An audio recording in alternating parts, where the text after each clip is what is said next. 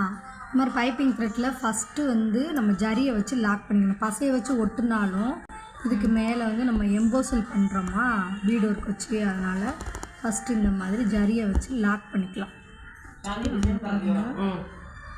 பார்த்துக்கோங்க, இந்த மாதிரி நல்லா ஒட்டி தான் லாக் பண்ணணும். எப்படி பண்ணக்கூடாதுன்னா இந்த மாதிரி ஸ்ட்ரெயிட்டாவோ இல்லாட்டி இந்த த்ரெட்டை தாண்டி இங்கே குத்துறதோ இருக்கக்கூடாது. இதை ஒட்டி இப்படி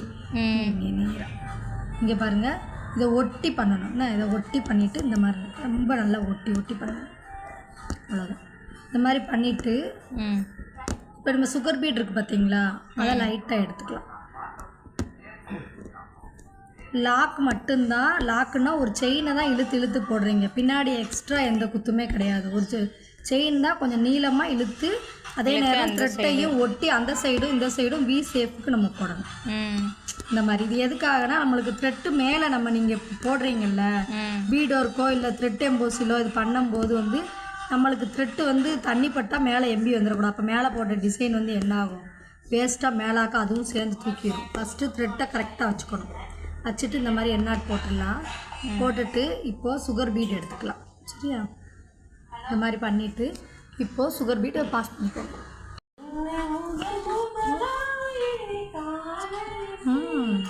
இங்கே பாருங்கள், இப்போது இதில் நான் எப்போயுமே சுகர் பீடு என்ன சொல்லியிருக்கேன், 2 எடுங்கக்கான்னு சொல்லியிருப்பேன், அப்படி தானே சொன்னேன். இப்போ இந்த இதில் இந்த த்ரெட்டு மேலே எம்போசில் பண்ணும்போது மட்டும் 5 எடுக்கணும். 5 கட்டாயமாக சுகர் பீடு வந்து 5 தான் லோட் பண்ணணும்.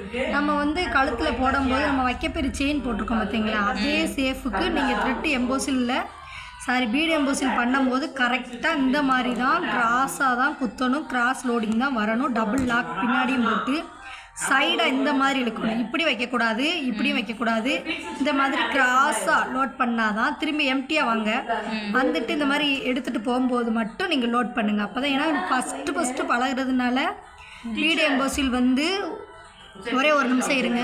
இந்த 5 எடுத்துக்கோங்க. எடுத்துட்டு திரும்ப இந்த மாதிரி 5 பாருங்கள் இவ்வளோ கிராஸாக இருக்குன்ட்டு இந்த மாதிரி நீட்டாக ஒன்று போல் ஒரே சேஃபில் பண்ணணும். 2 லாக் கொடுத்துட்டு திரும்ப இப்படி சைடாக வாங்க. சைடாக வந்து இந்த மாதிரி எடுத்துகிட்டு திரும்ப அதே மாதிரி குத்தி பின்னாடி திரும்பி போகிறப்ப எம்டியாக போகாமல் வரும்போது மட்டும் எம்டியாக வாங்க. திரும்ப அதே மாதிரி 5 சுகர் பீட்ஸை லோட் பண்ணிக்கோங்க. இந்த த்ரெட்டில் போட்டால் மட்டும்தான் 5 எடுக்கணும். வேறு இந்த த்ரெட்டு இல்லாமல் நீங்கள் சுகர் பீட் எடுக்கிறீங்கன்னா 2 தான் லோட் பண்ணுறது. ஒரு செயினுக்கு 2 அந்த மாதிரி. அப்போ தான் கரெக்டாக நீட்டாக விழுகும். உங்களுக்கு பார்த்தீங்களா எவ்வளோ நீட்டாக இருக்குன்னு தெரியுதா உங்களுக்கு? இந்த மாதிரி. சரி, இங்கே பாருங்க, எப்போ வந்தாங்க? சீக்கிரமாக வந்துட்டாங்களா இன்னைக்கு? இங்கே பாருங்க,